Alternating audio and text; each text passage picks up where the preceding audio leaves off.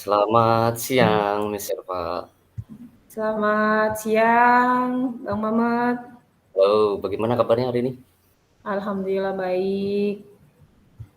Bang Mamet Sepertinya gimana? kabar Gimana kabarnya? alhamdulillah saya Sehat? sehat walafiat. Kok seperti ada yang dipikirin nih? Ya begitulah, Nek. Ngajar di sekolah kayak gini mah nggak pernah ada selesainya itu pekerjaan, Bang. Oh, begitu. Ada aja. Obrolan hari ini mau ada masalah apa ini, Miss? Sepertinya kayak mau ada yang diceritakan nih. Ya ada sih masalah yang menurut saya urgent ya, karena urgent dan ini complicated, cukup rumit karena melibatkan banyak orang ya kan. Eh, Mungkin kita ngobrol soal ini, apa yang saya kepikiran sekarang itu gimana cara menyatukan persepsi teman-teman, karena Hmm, sekarang kan sudah turun tentang perundang-undangan tentang usaha mandiri atau kita sebut Usman ya kan. Itu Usman.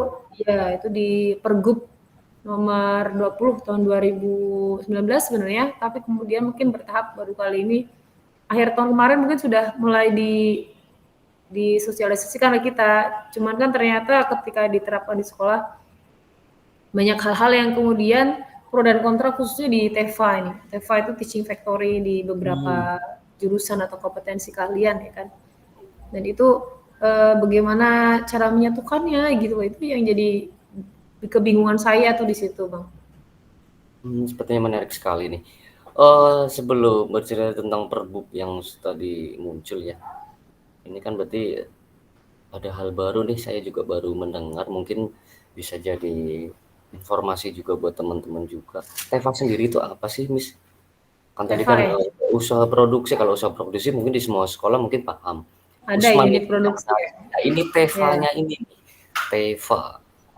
Oh, TEFA itu sebenarnya abbreviations, abbrev dari Teaching Factory ya, disingkat menjadi TEFA. Itu sebuah model pembelajaran yang mengantarkan siswa itu untuk mencapai kompetensinya dengan melaksanakan sebuah proyek, Bang. Lah, proyek itu sesuai dengan pesanan industri.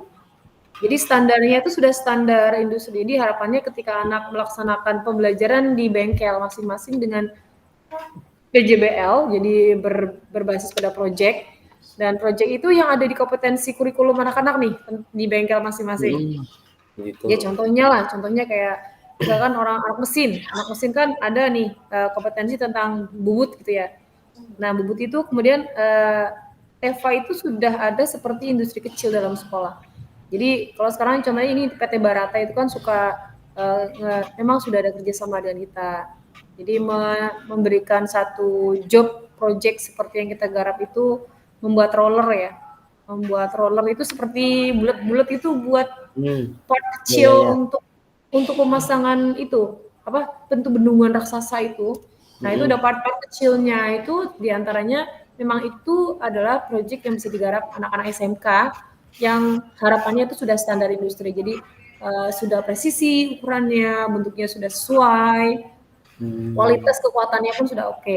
Jadi ketika Teva diserapkan di bengkel-bengkel itu eh, mengantarkan anak-anak untuk memperoleh kompetensi yang sesuai standar industri. Jadi itu Teva, Bang. begitu. Jadi itu yang jadi bebannya Miss Erva ya. Kaitannya dengan tadi peraturan yang ada nih dan kesepakatan yang diharapkan. Lah, rencana apa tuh yang kaitannya ke depan Miss Erva mau siapkan dengan kesepakatan tersebut nih? Kan itu kan juga Teva Eh, berada di sekolah yang memiliki berapa jurusan tadi tuh? ya kita ada 7 jurusan. 7 jurusan, kan sangat banyak sekali. Hmm. Bisa diceritakan mungkin? Ya, jadi kalau di sini kan ada 7 jurusan ya. 7 jurusan itu kalau kita identifikasikan itu mereka masing-masing mempunyai karakter yang berbeda. Ada Hmm, yang bisa memproduksi jasa, ada yang bisa produksi barang. Nah, ada yang mungkin kedua-duanya combine. Kalau di mesin, di las, mungkin mereka bisa barang ya. Atau mungkin di DPIB itu arsitek bisa membuat maket, bentuknya jasa, munculnya barang. Kan jasa pembuatan, tapi nanti ada bentuknya barang kan. Ada juga yang cuma jasa aja nih, yang jurusan mhm, eh, TKJ ya, komputer oke, jaringan itu jaringan. jasa pemasangan CCTV, kemudian internet dan sebagainya. Juga ada TAV, atau sekarang namanya teknik elektronika ya. Kemudian juga ada satunya ada kelistrikan. Nah, itu semua punya karakteristik dan ciri-ciri yang tidak sama, Bang. Nah, itu kalau kalau saya lihat itu mereka tuh masih berjalan sendiri-sendiri. Oh, Masih dengan culture atau budaya-budaya yang lama dan itu membuat hal yang sudah sama sekali tidak sejalan dengan peraturan yang sekarang ada. Nah, padahal semuanya itu kalau menurut di aturannya itu usaha mandiri atau dulu unit produksi ya sekarang berubah nama menjadi Usman itu harus satu pintu, satu manajemen. Entah itu tentang keuangan, purchase order, manajemennya itu semuanya harus satu pintu. Sementara di sekolah saya itu masih ya masih banyak yang masih pakai model lama, masing-masing jalan sendiri-sendiri gitu. oh begitu. Nah, untuk rencana ke depan sendiri nih, Miss, kaitannya dengan sebuah tadi yang identifikasinya sudah dijelaskan ini, rencana ke depan apa nih Miss Erva yang akan lakukan nih? Ini kayaknya yang paling urgent bagi saya itu menurut saya yang harus dikerjakan adalah kita mesti ada sosialisasi ya karena nggak semua orang ngerti bahwa peraturan itu ada dan peraturan itu memang sudah Oke. seharusnya dikenali banyak orang nggak cuman saya sebagai ketua unit produksi atau usaha mandiri aja tapi karena itu berkesinambungan terkait semua pekerjaan-pekerjaan di dalamnya mestinya hal itu juga disosialisasikan ke semua warga khususnya yang terlibat dalam usaha sendiri yaitu teaching factory misalkan. Nah, jadi saya sih pengennya ada sosialisasi mungkin ya. Jadi kalau ada sosialisasi saya panggil semua wakil kepala sekolah, di sini ada 5 ya. Kemudian saya panggil semua ketua kompetensi kalian atau ketua jurusan masing-masing, kemudian koordinator TEFA mungkin di semua jurusan harus Bisa. tahu ini loh aturannya seperti ini dan ayo kita sama-sama untuk bisa memperbaiki diri sesuai dengan aturan ya zamannya sekarang ya dini gitu. Cuman memang merubah mindset orang kan nggak segampang membalik telapak tangan ya kan. Butuh Betul, waktu, betul. butuh butuh untuk menyamakan persepsi itu sangat sangat diperlukan sekali gitu bang. Oh begitu. Ini bukan hal yang mudah nih, kaitannya dengan pekerjaan Teva ini. Dari rencana ke depan tadi nih, ada kendala nggak, Miss? Ya adalah kalau kalau saya pikir sih pasti ada ya. Dari yang tadinya itu mereka nyaman dengan kondisi, misalkan ada proyek nih, proyek anak kerjakan, pasti kan ada sesuatunya nih konsekuensi logisnya, misalkan ada Mhm. hasil apa itu biasa dikelola sendiri, tapi dengan adanya peraturan baru itu harus jadi satu manajemen nih. Kemudian yang di bengkel itu hanya pelaksana saja. Saya yakin itu Oh akan begitu. menjadi kendala. Iya betul. Oke. Tapi saya sih sebenarnya punya rencana kalaupun itu menjadi hal yang sangat riskan sekali, mestinya di sana ada pembicaraan yang merujuk pada kesepakatan yang intinya tidak menyalahi aturan itu aja sih. Oke, oke. Tadi kendala juga sudah disampaikan bahwa ya ini betul-betul bukan pekerjaan yang mudah. Rencana ideal apa nih yang Miss Erva siapkan untuk mengatasi semua itu? Kalau idealnya nih ya, itu kan project ya kan. Project itu nggak bisa yang tiba-tiba mak bedunduk datang gitu, kemudian nggak bisa itu. Yang namanya project apalagi 7 jurusan rasanya kayak ngurusin 7 sekolah ya kan.